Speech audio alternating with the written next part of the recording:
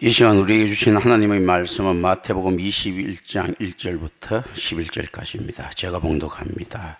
그들이 예루살렘에 가까이 가서 감난산 벳박에 이르렀을 때 예수께서 두 제자를 보내심이 이르시되 너희는 맞은편 마을로 가라. 그리하면 곧 매인 나귀와 나귀 새끼가 함께 있는 것을 보리니 풀어 네개로 끌고 오라.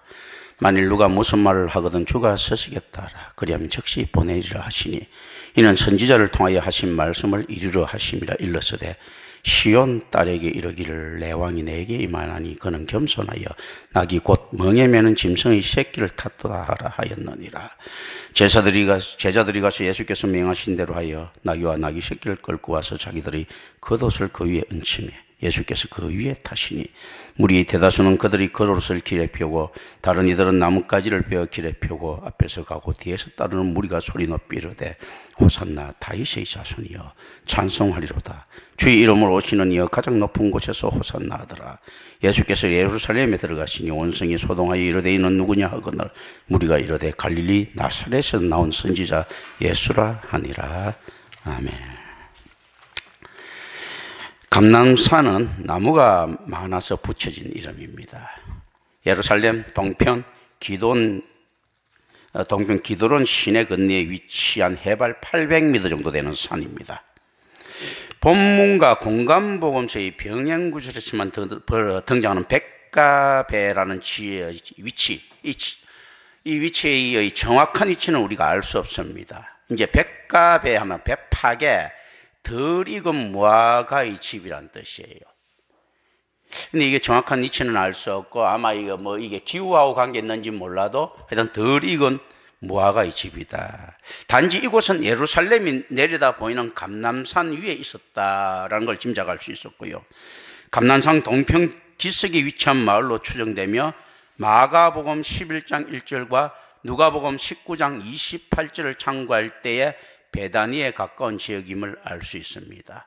따라서 두 제자를 보낸 말은 아마도 베다니였을 것이다 라고 우리는 추정할 수 있습니다. 본문에서 백가베란 지명만을 사용하지 않고 굳이 감람산을 언급한 것은 이 산이 메시아와 밀접하게 관련되어 있는 산이기 때문이다 라는 것입니다.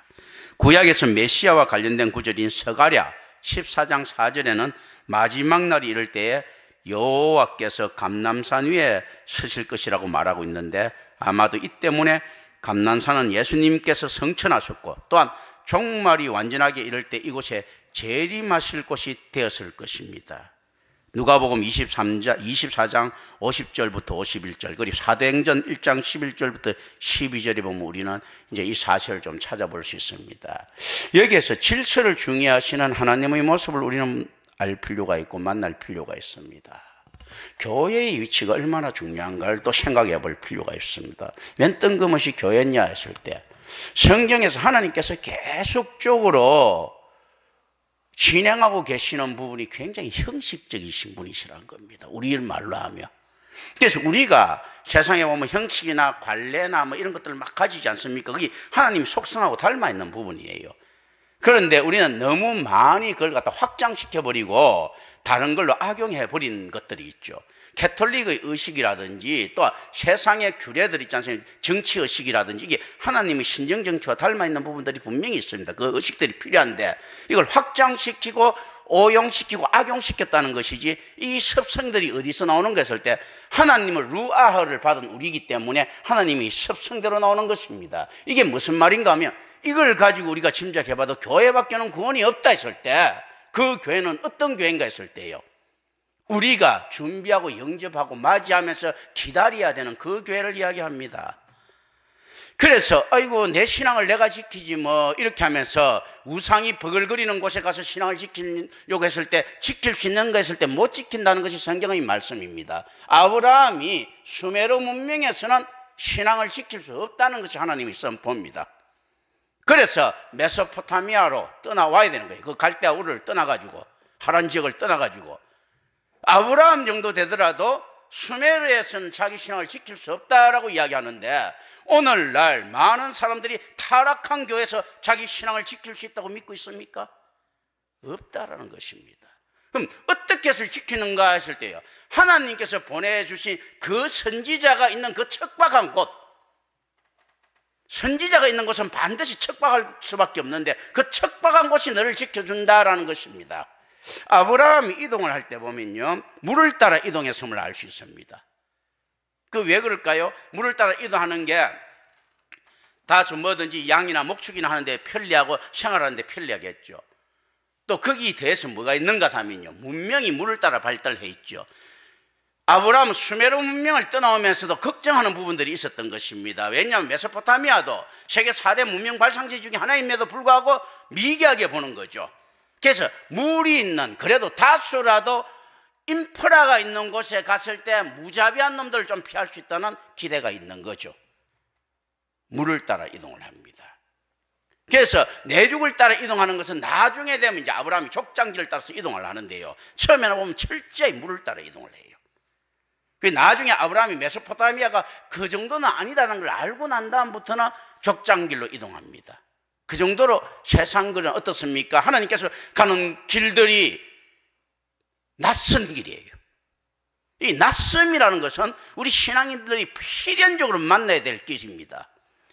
어떻게 낯선 길인가 하는데, 수메르 문명에서 메소포타미아에 왔을 때 굉장히 낯선 길이에요. 달신 난나, 달신 신 숭배 지역에서 전혀 안에서 문명인 같지 않는 곳, 그래 특정한 뭐 신탁도 없는 이상한 곳에 오는 이런 기분들이거든요.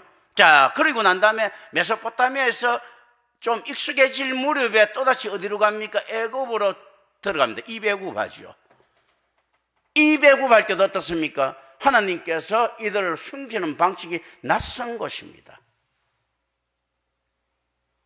우리 감람산을 가지고 이런 걸 생각을 좀 해볼 필요가 있습니다. 왜 감람산이냐 하고 이걸 왜 이렇게 지명을 갖다가 이렇게 중시하느냐 할 때 하나님의 형식입니다. 이 감람산이라는 것은 예수님에게도, 공생의 시대의 예수님에게도 전혀 익숙치 않는 산이죠. 갈릴리 지역이 훨씬 더 익숙한데, 갈릴리 지역이 사실 좀 개방적인 도시란 말입니다. 굉장히 보수적이고 꼰대 냄새가 나는 이 지역에서 익숙치 않은 곳에 예수님께서 이걸 실질적으로 유해해야 되는 이런 이유들이 뭔가 하면 형식, 질서를 중요시하는 하나님, 우리는 생각해 볼 필요가 있습니다. 이때 우리가 낯선 것들을 만나게 되는데요, 이 낯선 것들이 어떤 것들입니까 했을 때, 자, 메소포타미아에서 애굽으로 들어갔을 때 낯설죠. 훨씬 더 풍요로운 곳으로 들어가는 기분이 아니고 낯선 곳으로 들어가는 기분입니다. 우리가 60년대, 70년대에 우리나라 사람들이 미국에 이민 갈 때 그나마 미국에 대한 이제 그 꿈을 좀 가지고 갑니다. 워낙에 이제 인프라들이 유명해져서 그러면서도 그 두려움을 안고 가거든요. 그런데 이 시대에 그 정부가 빈약한 시대 때는 얼마나 두려움을 안고 떠나겠느냐. 이 나라에서 미국에 갈 때도 그런데, 그런데 이 나라에서 만약에 아프리카로 어떻게 간다 할 것 같으면 굉장히 두려운 마음을 가지고 간단 말입니다. 그죠? 이런 기분보다도 더한 것들, 그 낯선 것들을 만납니다. 그리고 그 고센 땅에서 정착하고 정말로 풍요롭게 살만하니까 어떻습니까? 또다시 출애굽을 띄우고 낯선 메소포타미아로 또다시 보냅니다. 왜냐하면 이게 하나님의 법칙이기 때문입니다.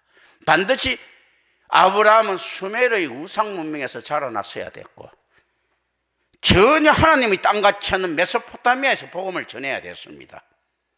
근데 메소포타미아가 전부 다 우상 숭배 지역이에요, 그 전체가. 그리고 또다시 우상이 만연한 애굽으로 들어가야 됩니다.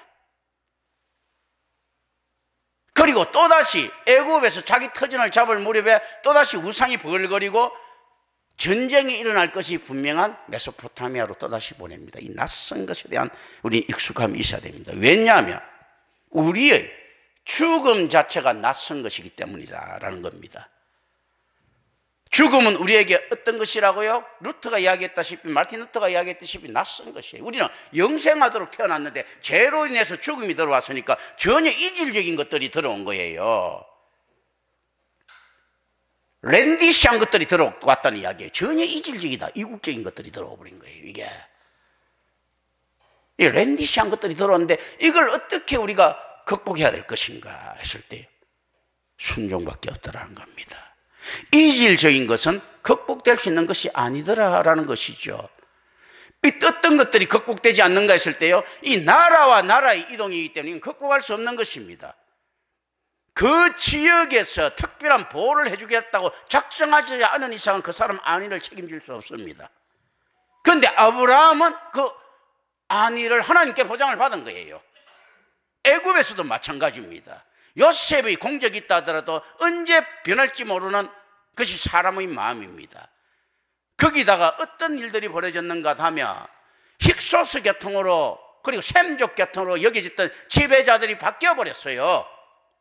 요셉 시대 때는 똑같은 이스라엘 사람들하고 같은 셈족이 통치하던 애굽이었단 말이죠. 근데 셈족이 통치를 갖다가 해놓고 난 다음에 애굽 사람들한테 불평 불만을 듣고 쫓겨났단 말이죠. 그런데 왜 이 셈족, 같은 셈족인데 왜 쫓겨나지 않느냐, 왜 도망가지 않느냐 했을 때 요셉의 후손들은 이렇게 이야기를 하죠. 야곱의 후손들은 어떻게 이야기를 합니까? 우리는 그 셈족이 아닙니다 라고 이야기하는 것이 출애굽 앞의 이야기입니다.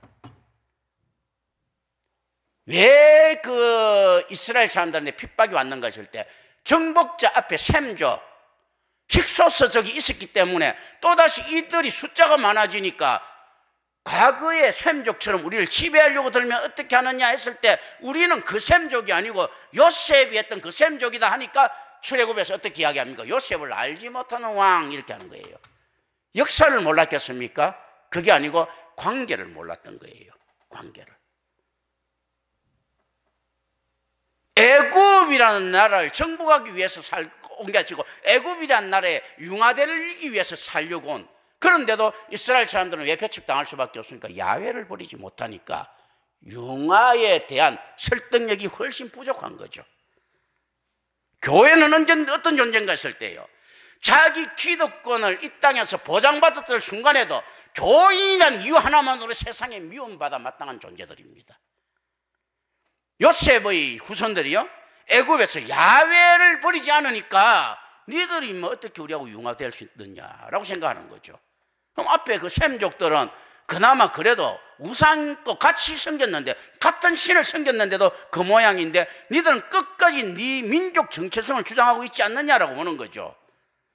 노마가 이스라엘 사람들을 싫어했던 이유가 그거죠. 노마는 모든 신을 다 믿었지 않습니까? 그런데 어떻는가 하면 야훼만 믿는 그 놈을 갖다가 이것들이 우상숭배자로 보는 거예요. 야, 저놈들은 우상숭배자지 신을 믿는다면서 신의 형상도 안 만들어, 이렇게 이야기하거든요. 신을 믿는다면 형상을 만들어야 될 것 아니야. 근데 지금 그 형상도 안 보는 지금 무식한 우상숭배자들이라고 이렇게 보는 거예요. 이제 이런 개념들을 갖다 생각해야 되겠네요. 이 세상에서 기독교라는 것은 어떤 존재였는가 하면 태초로부터 지금까지 이르기까지 어떻는가 하면 처음부터 이질적인 존재입니다. 아담과 하와가 그렇다면 그 당시에는 죄가 없었으니까 안 이질지지 않을 수 있지 않느냐 생각할 때 어떻게 보면 그렇지도 않습니다. 왜냐하면 선악과가 한복판에 덩그러니 있었는데 선악과가 있는 동산하고 아담과 하와는 안 맞았던 겁니다. 그렇지 않습니까? 우리는 이 세상에 어떻게 태어났는가 했을 때 안 맞게 태어난 거예요.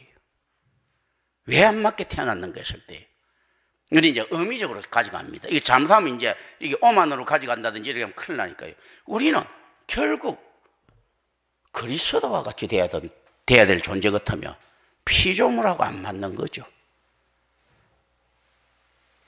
태어나기는 천사보다 조금 못하게 태어났다 했는데 천사보다 월등하게 뛰어나게 된단 말입니다.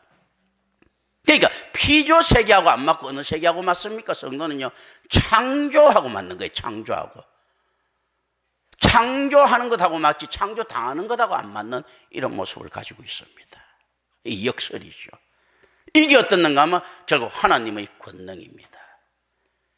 하나님은 인간을 어떻게 창조하셨는가 했을 때 하나님께 나쁘게 하면 반역할 수 있도록, 좋게 이야기하면요, 결국 하나님과 같이 되는 것을 지향하는 모습들, 어발리셔니즘이라고 하죠. 폐지, 철폐, 폐지, 지향하는 거. 어발리션 할 때 있지 않습니까? 노예제도의 폐지론 할 때도 실제 이 말 쓸 수 있습니다. 이때 어떤가 하면 독일 말로 이걸 번역하면요, 아우프헤붕이라고 합니다.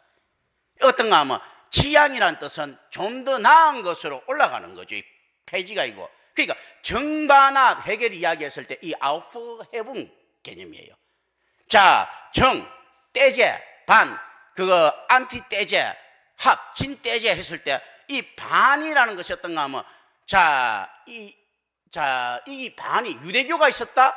반, 유대교가 타락을 했다. 새로운 종교가 필요했다. 합, 기독교가 탄생했다. 만약에 이제 정반합 논리로 간다고 칩시다. 그러면 유대교가 타락했을 때 이게 없어져야 될 지향되는데 이 지향되는 대상이 뭔가 했을 때 없어지는 것이 아니고 더 좋아지는 아우프헤븐이죠.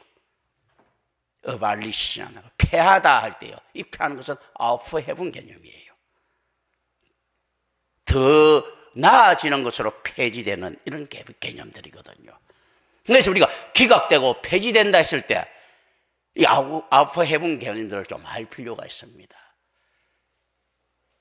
그래서 우리가 이 반역하는 이런 것들이 뭘 가지고 있는가 했을 때요. 이 아우프헤븐 개념을 가지고 있는 거예요. 더 나은 것에 대한 열망들. 그걸 가지고 해겔식 가지고 어떻게 이야기를 하는가 했을 때 마르크스가 이야기할 때 공산주의를 그렇게 이야기하는 겁니다. 자, 봉건제도를 지향해갖고 아우프헤븐에서 나타난 것이 자본주의다. 그런데 생성과 발전과 소멸을 거칠 수밖에 없다. 정반합이죠. 자, 그런데 이 자본주의 한계가 왔다는 거죠. 이걸 아우프헤븐하면 어떻게 되는가 하면 공산주의라는 거죠. 이 개념들입니다. 그러니까 사상이라든지 신앙의 개념에서 이 개념들을 갖다 분명히 우리는 그 DNA로 가지고 있어야 됩니다. 이 아우프헤븐 개념들을. 이제 이렇게 생각하면서 이렇게 쭉 이렇게 쳐다봅니다. 이게 성경을 이해한다는 것은 실로 쉬운 일이 아닙니다. 은혜가 임하지 않으면 안 되고요. 교회가 아니면 취급받을 수 없습니다. 자, 이제 이때 이 감남산 지역에 대한 중요성을 가지고 우리가 쭉 이렇게 생각을 해봅니다. 자, 이렇게 했을 때 누가 구원받는가 했을 때요. 아브라함을 따라서 메소포타미아에서 내려온 그 무리들이에요. 누가 구원받는가 했을 때 메소포타미아에서 떠나가지고 고센 땅 애굽으로 들어가는 그 무리들입니다. 누가 구원받는가 했을 때요. 그 애굽을 떠나 출애굽 해가지고 다시 메소포타미아 땅으로 가나안 땅으로 있지 않습니까? 들어오는 광야로 들어오는 그 무리들입니다. 놀라운 것은 우리가 이렇게 알아야 됩니다. 선민 이스라엘이 구원받는가 했을 때 역사는 이야기를 합니다. 출애굽에서도 이스라엘 사람들도요, 애굽에 남아있는 사람이 있었고 따라온 사람이 있었어요. 대부분이 따라왔지만 심지어 애굽 사람들도 따라온 사람이 있었어요. 남은 이스라엘은 구원을 못 받고 따라온 애굽 사람은 구원받는 겁니다. 개인의 혈통이 큽니까? 중요합니까? 교회의 소속이 중요합니까? 교회의 소속이 중요한 거예요. 유대인 했을 때 어떤가 하면 이 유대인 할 때요. 이걸 이야기할 때는 선민 유대인을 이야기하는 겁니다. 유대의 혈통을 가진 자가 아니고 엄마가 유대인이고 아비가 이방인이면 그 아는 유대인이라고 하죠. 아비가 유대인이고 엄마가 이방인이면 유대인이 아니다죠. 그러면 유대인 의식을 정결 의식을 거쳐야 돼요. 이 정결 의식을 거친 그 유대인, 뭔가 신앙 공동체, 그 유대인, 성경 중심의 사상이 있었던 그 유대인, 교회 중심의 그 유대인을 이야기하는 겁니다. 유대인이 선민들과 하나님에게 택자들이다 했을 때 그 개념은 어떤 것들인가 하면요, 유대인이 핏줄에서 태어난 놈이 아니고 유대교에 속한 그 놈들이에요. 안 따라온 유대인이 구원받는 것이 아니고 따라온 이방인이 구원받는 그 개념들입니다. 교회의 능력입니다. 그래서 교회는 어떤 선지자보다도 큽니다. 선지자가 그 사람을 구원시킬 수 없습니다. 그런데 선지자는 그럼 어떻게 그 사람을 구원으로 인도할 수 있겠습니까 했을 때요, 선지자가 교회를 통해서 그를 구원하는 겁니다. 인도하는 거거든요.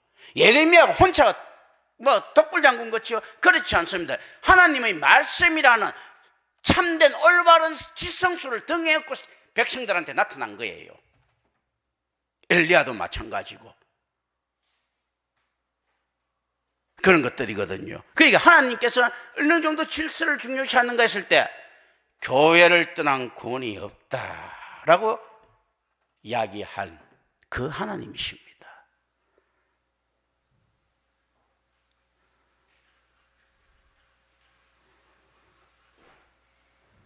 그래서 눌라 살로 서라죠. 그거 뭐가 구원이 없다. 나한테는 에클레시암 교회에 대한 것 어디 교회에서 엑스트라 교회 밖에는 구원이 없다. 엑스트라 눌라 에클레시암 이게 교회 밖에서는 어떻게 된가 했을 때 눌라 교회가 없다. 뭐가 없다? 살로서 구원이 없다. 라고 이야기합니다. 엑스트라 없다. 그 밖에는 뭔가 눌라 없다. 뭐가 살로서 구원이 뭐가 에클레시아 예를 들면 교회 밖에서는 구원이 없다. 뭐 라틴어는 이거 막 이렇게 섞어서 어떤 별이라든지 써도 상관이 없습니다. 교회 밖에는 구원이 없다. 키퍼르니누스가 이야기했고 켈빈이 동의를 하죠. 마틴 루터도 동의를 합니다. 캐톨릭도 여기서는 동의를 합니다. 우리는 이 거룩한 교회를 어떻게 만날 수 있는가 했을 때요. 오직 은혜입니다. 그럼 교회인 것은 어떤 것을 할 때요? 말씀이 선포되고 성례가 집전되고 건징이 이루어지는 곳 했을 때 교회의 표지를 찾기 위해서 제일 먼저 무엇을 살펴야 됩니까? 말씀이 바른가라는 것이 교회를 결정합니다. 하나님의 말씀을 모르는 자가 성경을 모르는 자가 교회를 짓는가 했을 때요. 이교도지요. 이교도. 그리고 교회는 반드시 어머니로서의 교회가 우리를 양육하기 때문에요. 어머니로서의 교회는 우리의 순종을 필요로 합니다. 교회에 대한 성도의 헌신은요. 그 자신의 행위 때문에 가치가 있는 것이 아니고 교회의 본성 때문에 가치가 있습니다. 교회는 성도의 헌신이 없어도 성도의 헌신이 없이는 사라집니다. 그런데 일반 사람이 헌신이 없어도 존재합니다. 그런데 성도의 헌신이 없으면 그 교회는 어떻습니까? 없어지는 것이 아니고 보이지 않게 됩니다. 감추어짐이죠. 요한계시록의 이야기들을 갖다가 교회론을 가지고 이해하지 못하면 엉터리로 이해합니다. 요한계시록의 이야기는 어떤 이야기들입니까? 교회의 드러남에 대한 이야기예요. 천상에 있는 7교회는 이 땅에 있다라는 겁니다. 모욕론적으로 있었던 그 7교회가 그러면 전부 다 교회 역할을 감당하고 있는가 했을 때 아닐 것 같으면 아니다라는 이야기들이에요. 그리고 궁극적으로 누가 구원을 받는가 했을 때 교회 안에 있는 그 자들이다라는 겁니다. 누가 들림받는가 했을 때 교회의 들림받음을 이야기합니다. 왜냐하면 우리가 들림받는 것을 이야기할 것 같으면 이질적인 것이 되는데요. 천상에 있는 7교회가 이 땅에 7교회가 있다면 7이란 완전한 숫자죠. 교회는 천국에서 적합한 존재죠. 원래 천상에 있는 그 교회니까. 교회를 통해서 들림받을 때 전혀 이질적이지 않죠. 교회를 통해서 휴거가 된다. 전혀 이질적이지 않는 거죠. 교회가 원래 제자리로 찾아간 건데. 그리고 교회인 것이 있지 않습니까? 거룩한 성도들의 모임이거든요. 또 그렇기 때문에 그 성도들은 언제부터 성도였는가 했을 때 태초 이전부터 성도였어요. 그래서 그들의 구원과 그들이 들림받으면 전혀 이질적인 것이 아닙니다. 원래적인 것들이죠. 감람산에서 예수님께서 메시아가 내려올 것을 기대하고 그 메시아가 가는 것은 전혀 이질적이지 않고 원래적인 것이었던 것이요. 유대 땅 베들레헴이 작아도 왜 큰가 했을 때요. 그곳에 메시아의 인카네이션이 일어날 것이 분명하기 때문이거든요. 하나님께서는 그 형식을 굉장히 중요시하고 계십니다. 그리고 세상에 이야기하고 계시는 거죠. 니들이 그 선지자를 보지 못할, 야, 교회도 못 보는 놈이 선지자 하나 보이겠어? 신미들 1mm 되는 물체를 10cm 되는 물체를 못 보는 사람이 1mm 되는 물체를 볼 수 있겠어요? 그러니까 개인보다도 수천억 배 수백억 배 더 푸는 교회를 이 땅에 놨을 때 니들이 보지 못한다면 이게 다 나쁜 놈들이라는 거죠. 동태눈깔이야. 이거는 안 볼 수 없다 이거죠. 종교의 씨앗을 이야기합니다. 네 안에서 거룩한 종교의 씨앗이 없기 때문에 그 우주보다도 더 큰 교회가 안 보인다는 겁니다. 니들이 조그만 세상에 있는 자 보잘것없는 사람 하나 선지자 세워놓고 이 선지자를 못 봐서 예수를 못 믿었습니다 라고 이야기하면 변명할 게 있는데 이 거대한 교회가 보이지 않느냐라고 이야기하면 할 말이 없다는 겁니다.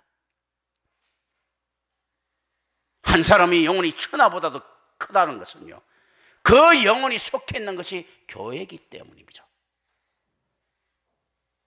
구원받을 그 영혼을 이야기하는 거거든요. 교회이기 때문입니다.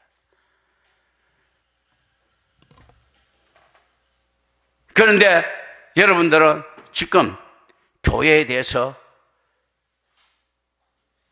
참으로 담대하게 겨룰 만한 자신이 있습니까? 인카네이션 하신 주님께서도요, 기필코 감람산을 가시는데 감람산에 안 가면 메시아가 아닌 거예요. 베들레헴에서 나타나면 메시아가 아닌 겁니다. 하나님이 뜻에 따라 이렇게 가시는데, 그리고 나귀 새끼 안 타고 정말로 개선장군처럼 말 타고 들어오면 메시아가 아닌 거예요. 성경에 하나님의 질서를 어긴 자가 어떻게 메시아할 수 있습니까? 우리 주님께서도 하나님 질서를 이렇게 따라 순종하시면서 따라가는데, 과연 우리는 얼마나 배포가 크기에 하나님이 그 질서에 반해서 대적하려고 하고 계십니까?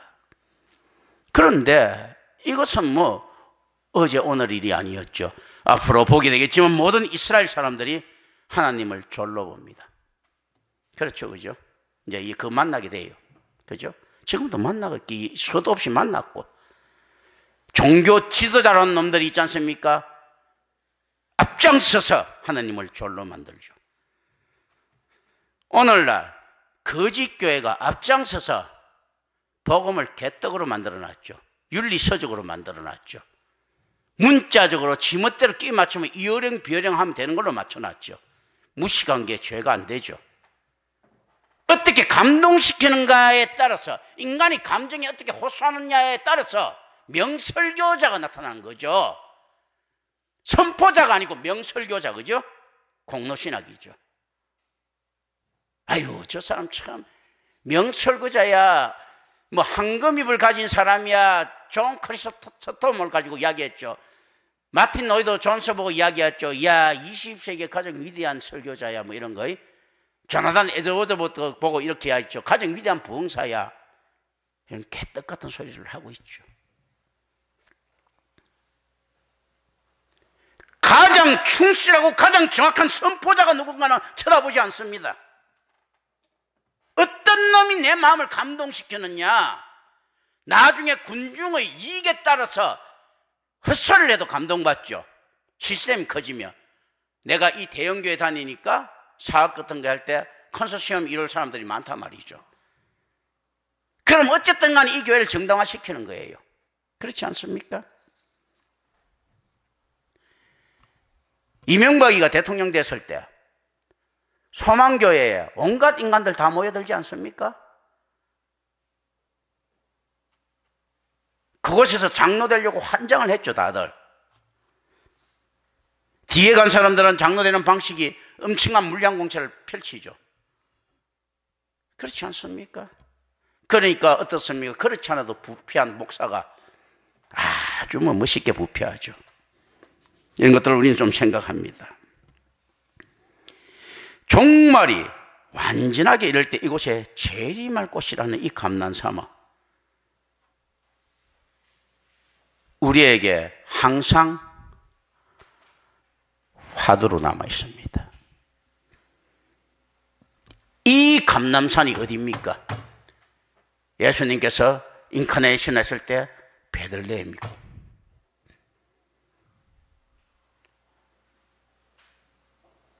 제자들이 오순절날 성령을 기다렸던 마가의 다락방이고, 오늘날 이 임마누엘 교회입니다. 이곳 아닌 곳에서 메시아를 만날 자신이 있는가? 오늘날 이 교회라는 거죠. 제자들에 대한 2절 3절에서 지시는 곧 일어날 모든 일이 하나님께서 정하신 것임을 나타내고 있습니다. 그리고 이 결론은 마태복음의 미래시대, 그가 보내실 것이다, 아포스텔레이라고 하는 미래시대예요. 와, 곧 하죠. 곧 앞으로 일어날 일들이죠. 유데오스라는 단어를 사용해서 더욱더 확실해집니다. 어떤 것들이요? 하나님께서 정하신 것임을. 그가 보내실 것이다. 언제? 곧. 지금 일어나는 일, 곧. 이거 어떤가 하면 된 일, 하나님 앞에서는 이미 완성된 일을 이야기하는 것들입니다. 우리에게는 마주쳐야 될 그 일들입니다. 모세와 같은 선지자를 보내시겠다고 약속하신 하나님께서, 그리고 올바른 공동체를 약속하신 예수 그리스도께서 베드로의 신앙 고백 위에 우리 주님의 교회를 약속하셨죠. 이 교회를 드러냈었다면 이 교회의 위대함 때문에 목이 끌려가지고 어쩔 수 없이 미션을 수행하기 위해서 끌려오는 김경천 목사라고 하는 이 인간이 있습니다. 왜냐하면 이 세상을 향해서 외칠 놈이 필요하거든. 거룩한 교회보다도 좀 더 부패한 놈이 거듭나서 외치는 게 필요하거든요. 교회의 정결함이 여러분께 외치면 알아들을 수나 있겠습니까? 하나님의 음성을 들을 수 있겠습니까? 그러니까 똑같은 죄인이 김경천 같은 놈이 하나 나타나야지. 비슷한 인생 살았으니까 비슷하게 제가 전달할 것 아닙니까? 감동을 받았으니까 올바른 것들을 전달할 것 아니에요. 시커먼 놈이 하나 나타나갖고 하나님이 은혜 받아갖고 아직 모습은 여전히 죄인인데도 불구하고 무엇을 외칩니까? 죄 없는 자, 말씀이 육신되는 그 자, 이 성경의 말씀, 죄 없는 이것을 제가 토해내고 있는 겁니다. 하나님의 능력을 인해서 죄 없는 성경을, 특별 은총의 성경이라고 하는 이 인격체를 여러분에게 선포하고 있는 겁니다. 하나님의 루아가 들어가 있는 특별 계신 성경을 전달할 때 내게 나갑니까? 하나님께 나갑니까? 이게 내 거라면 내가 하나님이죠.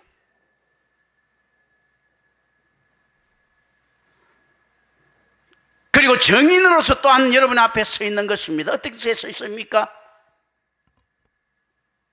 똑같이 타락한 놈인데 저렇게 될 수 있겠구나 하는 가능성의 존재가 접니다.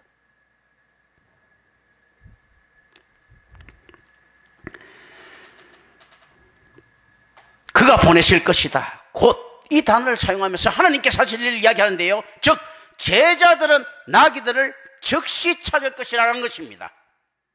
어떻게 즉시 찾습니까? 예수님께서 어디로 가라라고 했으니까. 제가 성경을 어떻게 알겠습니까? 하나님께서 이렇게 선포하라 하시니까. 내 능력으로 이걸 알게 되면 참 좋겠는데 그래야 될 것 같으면 제가 예수님이죠, 그죠? 그러니까 어떻습니까? 제자들도 어떻게 나귀를 즉시 찾는가 했을 때 예수님께서 갈 곳을 지정해 주셨으니까 제자들은 나귀들을 즉시 찾을 것이고, 나귀들을 데려가는 이유를 질문받을 때 그들의 설명이 쉽게 받아들여질 것이다 하는 것이죠. 야들이 설명을 잘할 것이라는 것이 아니고 쉽게 받아들여질 것이다 라는 것입니다. 그 주인은 짐승들을 곧 유두스 보낼 것이다. 메인 나귀와 나귀 새끼를 곧 보낼 것이다 라고 이야기합니다. 이때 동사의 주어가 마가복음과는 달리 예수님으로 바뀐 것이 사건 전체를 하나님께서 주관하고 계신다는 생각을 강조시키고 있습니다. 이때 우리는 예수님께서 또는 그를 추종하는 무리들에 의해 미리 짐승을 빌리는 값을 지불했으며 주가 서시겠다라는 말은 주인과 예수님 사이에 미리 약속된 또는 열심당원들에 의해 약속된 암호로도 추론할 수 있습니다. 그러나 중요한 것은 이 기사의 모든 일은 주가 서시겠다라는 사실에 의해 결정된다는 것입니다. 자, 이게 짜고 치는 고소도 상관없습니다. 무엇하고 닮았습니까? 만약에 그렇다고 하더라도 이 거대한 사건 있지 않습니까? 이 거대한 사건이 이 작은 짜고 치는 거에서 희석될 수 없는데 어떤 것들 때문에 그렇습니까? 우리 인류의 구원이라는 거대한 사건이요, 하나님의 선택과 유기라고 하는 짜고 치는 듯이 보이는 이것에 의해서 희석될 수 없습니다. 이건 짜고 치는 게 아니에요. 흐름이라고 하는 거죠. 우리가 역사를 이야기할 때도 그렇지 않습니까? 이렇게 됐을 때 나중에 우리가 이제 그런 어린애들 만나게 될 것이에요. 어린애 막 호산나 뭐 그거 막 찬양하는 그 어린애들 보면 우리 그거 나중에 제가 그 설명했지만 닮아 있지 않습니까? 혁명을 일으키기 위해 갖고 애들한테 돈 주고 막 풀고 하는 이건 비슷한 거 있죠. 그래서 야, 이씨가 왕이 된다, 뭐 정씨가 왕이 된다 하면서 돌아다니면서 이야기하면서 어린애부터 해갖고 민심을 막 잡는 이런 모습들 쭉 나오는 이 상태에서 봐야 됩니다. 여지껏 그런 식으로 성경 안 봤죠? 지금 나중에 보면 애들 막 노래 부를 때 그거 나오는 거예요. 그게 똑같이 하나, 한국이나 뭐 전 세계가 다 똑같이 않으면 애들 보고 막 노래 부르고 나가는 거죠. 그리고 누구 죽일 날도 마찬가지지. 야, 누가 이렇게 왕이 되려고 한다면 왕이 거들고 열받아갖고 죽이고 뭐 이런 거 있죠. 그죠? 죽이려고 하더라도 민심을 갖다가 애들한테 애들 입통해 동료를 부르게 하죠. 이런 것들을 지금 만나게 됩니다. 이 혁명의 분위기들이 쫙 있는 겁니다. 이때 있지 않습니까? 이걸 가지고 거사를 성공하면 흐름, 이걸 가지고 거사를 쓰면 자기 정적을 죽인다 하더라도 그 흐름들이죠. 이 거대한 있지 않습니까? 이 역사적 사건에서도 이걸 짜고 치는 고소톱이라고 안 합니다. 근데 성경의 일이라고 이거 짜고 치는 거다 이렇게 이야기합니까? 역사적으로 주원장이가 거지 됐을 때, 그리고 이방원이가 거지 됐을 때 이런 걸 갖다 짜고 치는 것보다도 역사의 흐름이나 이런 거죠. 모택도이가 거지 됐을 때 똑같지 않습니까? 이걸 짜고 치는 고소톱이라고 안 하거든요. 이미 민심이 넘어갔다든지 뭐 이런 흐름을 이야기하죠. 그죠? 그런데 하나님의 거대한 섭리를 가지고 짜고 치는 고소톱이다, 이런 오만함이 있을 수는 없습니다. 그래서 우리는 이게 아무든 뭐든 상관이 없어요. 이게 섭리인 거예요. 어떤 거대한 섭리가 있습니까? 위대한 역전이 나옵니다. 어떤 역전이 나옵니까? 우리는 만나게 되죠. 이들이 짜고 쳤다면요, 이게 얼마나 더 위대한가 했을 때 이들은 어떤 일을 가지고 있습니까? 국가를 전복시키고 로마의 압제로부터 자기가 그거 독립하고, 그리고 사도계인들로부터 있지 않습니까? 다시 기강을 바로 세우는 꿈과 같은 나라를 사람들은 생각하고 있었겠지만 하나님께서 어떻습니까? 이 짜고 치는 고소톱을 가지고 예수님을 죽여버리시죠. 예수님이 정복자가 됐으면 우리는 큰일 날 뻔했죠. 잘 죽으신 거잖아. 예수님이 안 죽으면 우리가 어떻게 구원을 받습니까? 하나님의 위대한 역전이 일어납니다. 인류를 위해서 예수님한테 이런 이야기, 우리 보통 이렇게 하죠. 야, 국가를 위해서 네가 죽을 수 있겠는가? 대부분 다 지 이익을 위해서 하죠. 그런데 국가를 위해서 죽일 수 있습니다 하고 죽는 놈들도 어떤 놈입니까? 나중에 지 가족 안전 보장받고 영화를 누리고 지금 발악해봤자 안 되니까 죽죠. 지가 황제 될 수 있을 것 같으면 국가를 위해서 안 죽죠. 어차피 팽당할 것 같으면, 예를 들어 논멜이 히틀러한테 암살당했다는 소리 뭐 거의 유력하죠. 그죠? 왜냐하면 논멜은 너무나 모든 독일 사람들이 존경하는 영웅이었기 때문에 죽일 수가 없는 거예요. 뭐 불가리인가 뭐 작전 있지 않습니까? 히틀러 암살 작전에 했는데 논멜이 그걸 알고도 침묵했기 때문에 안 죽일 수는 없는 거예요. 그때 어떻게 이야기합니까? 평생 영웅 대우를 해주고 그냥 가다가 중간에 죽는 걸로 이렇게 했을 것이다 라고 하는 거죠. 보면. 근데 롬멜이 만약에 자기가 히틀러 자리에 앉아 있을 것 같으면 오케이 했겠습니까? 노 했겠죠. 근데 이미 이제 자기는 어차피 죽을 것 같으면 이게 가족을 위해서 낫겠다 싶으니까 또 자기를 위해서 낫겠다 싶으니까 오케이. 그러니까 위대한 영웅이 죽은 걸로 이렇게 되고 평생 뭐 연금 있지 않습니까? 계속적으로 가족한테 나가는 걸로 히틀러한테 약속을 받죠. 그런 식으로 죽는단 말입니다. 그런데 실제로 어떻습니까? 예수님께서는 그런 개념하고는 전혀 다른 개념들입니다. 그런데 이런 개념들을 생각을 해야 됩니다. 자, 예수님하고 하나님하고 이야기를 합니다. 이제 우리는 이 개념들이에요. 이거 의미로 가져가는 겁니다. 자, 야, 내가 세상에 이스라엘한테 황금 덩어리 좀 이렇게 안겨주는 것보다도 온 인류의 구원을 위해서, 대의를 위해서 죽어. 예, 그러겠습니다. 이렇게 되는 거죠, 사실. 이제 이 스토리들이죠, 그죠? 그래서 예수님께서는 어떻습니까? 어느 정도로 하나님께서 순종한 거 했을 때는요, 롬멜 같은 사람들이 갈 때 미련이라도 남아갖고 이렇게 쳐다볼 때도 예수님께서는 어떻습니까? 이들 호산나 부르는 권력을 전혀 이용하지 않습니다. 미련도 없는 거예요. 어느 정도 미련 없는 거 했을 때요, 이 미련 없으면 무기력하고 관계가 있습니다. 무기력이 무지하고는 다른 부분들이죠. 무기력이 충성이죠. 참으로 무기력하지 않으면 올바른 충성이 일어날 수 있겠는가라는 거죠. 우리가 만몬을 이기는 방법은요, 참으로 거지가 되면 되는 거예요. 가지고 있으면 힘듭니다. 거지가 돼버리면 없는 데면 이기기가 좀 쉽죠. 거지도 이기기 힘든데 가지고 있으면 얼마나 이기기 힘들겠어요.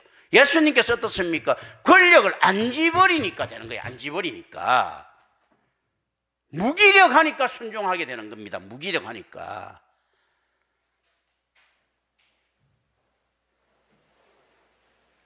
하나님 앞에서 무장해제시키는 이런 모습들이죠.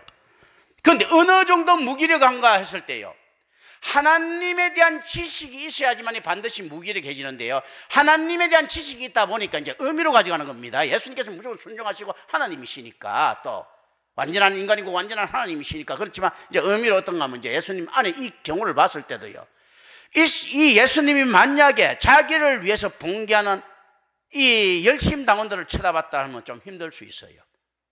그런데 뭐가 보면 안 힘들어집니까? 까보면 작살날 천군 천사들 쳐다보면요, 하나님의 군대가 보이면, 이거 뭐 열심 나오는데 군대도 아니죠, 그죠?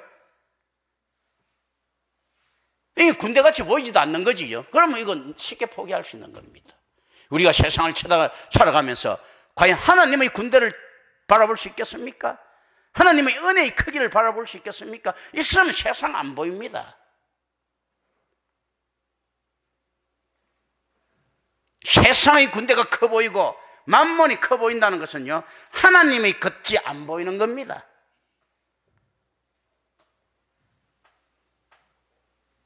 우리는 보이지 않기 때문에 들을 수밖에 없는 존재들입니다. 성경이 우리가 믿음은 들음에서 나고 하죠. 그래서 성경을 어떻게 되는가 했을 때 성경을 들어야 된다는 거죠. 볼 수 있는 것들이 아니죠. 그런데 이게 실질적으로 경이라는 거 그렇습니다. 이 성경이라는 게 처음에 어떻게 기록됩니까? 구전으로, 들림으로써 기록된 거예요. 들림으로써, 사람들이 머릿속에 들림으로써 계속적으로 구전전승으로 의해서 이어져 나온 것들입니다. 그래서 듣는 것이에요. 읽는 것이 아니고. 그리고 그 들음에 의해서 깨달아지는 것들입니다. 기록된 것들은 위험합니다. 왜 그런 줄 압니까? 게으르게 만들거든요. 야, 내가 메모해놨으니까 다음에 보면 되겠다, 이렇게 되죠. 과거에 여기 계신 분들 중에 나이 조금 드신 분들은 전부 다 그 전화번호 한 몇백 개 안 외우고 다니신 분들 없을걸요. 뭐 한 다 태어났잖아. 친구들 전화번호 뭐 맞지 않습니까? 특히 뭐 민병철 집사나 워낙 아는 사람들 많아서, 친구들 많았으니까 다 외우고 있을 것 아니야. 누가 하면 막 전화, 그죠? 요즘 외워집니까? 이거 있으니까 안 외워지는 거예요, 이거요. 실제로 외우는 거 있을 때 안 외웁니다. 나중에 보지. 안 보거든요. 듣는 거는요, 듣고 지금 외워야 되는 것들이거든. 안 해오면 그냥 소멸될 것이란 말이죠. 그죠? 우리가 그런 경험들 많지 않습니까? 김상현 의원님도 맨날 많이 외우고 다녔을 거 아니에요. 전화번호. 그죠? 근데 실제로 듣는 것, 외우는 것 있지 않습니까? 이 기능들이 어떻게 하면 상실되는가 할 때 기록하는 것들이 발달되면 상실됩니다. 성경은 언제나 들을 준비가 되어 있어야 됩니다. 그리고 그때 느낀 그 감정을 가지고 갈 수 있어야 됩니다. 그리고 그때 결단한 그걸 실행할 수 있어야 돼요. 과연 여러분들은 그렇게 할 수 있겠습니까?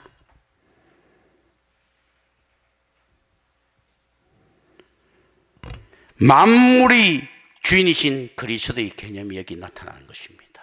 주가 서시겠다고 하라. 따라서 우리가 주목해야 할 사실은 본문 4절에서 마태가 지적한 것처럼 두 제자에게 하신 하나님의 명령과 하나님의 조정은 구약 성경의 예언을 성취하기 위한 것이라는 하나님 계획의 철저하신 완성을 바라보는 것입니다. 우리가 자신이 구원받는 것을 가지고요 작게 생각하지 마십시오. 기껏 나 하나? 그것이 아니고 하나님 계획의 완성. 그래서 성도의 지위는 결코 작지 않습니다. 성도의 지위가 작지 않을 뿐만 아니고 유기된 자, 악한 자들의 행위들도 작지 않습니다. 반드시 그것들이 있어야 성도의 영광도 있는 것이기 때문입니다. 4절부터는 다음 주에 하겠습니다. 기도합니다. 은혜로우신 아버지 하나님 감사합니다. 우리 주 예수 그리스도 이름으로 기도드립니다. 아멘.